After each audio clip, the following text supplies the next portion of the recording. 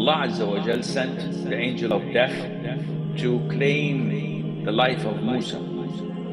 So he entered and startled Musa in the form of a human being. And he said to him, answer the call of your Lord. Musa did not know who that man is. So Musa, who was a very tough man, peace be upon him, punched the angel of death and poked his eye. He damaged his eye in the human form, not in his angelic form. So he went back to Allah and he said, you sent me to someone who does not want to die.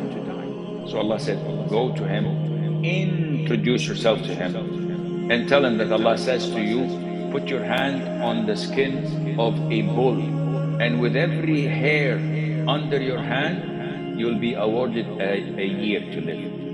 So when the angel of death went back to Musa, he introduced himself and he said to him, Allah says so and so and so.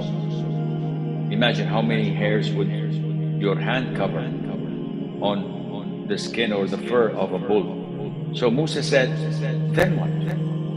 If I were awarded 3,000 years more to live, then what? So the angel of death said, then you have to die.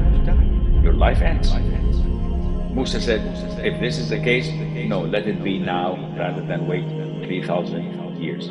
So the hadith, yes, is authentic without any doubt.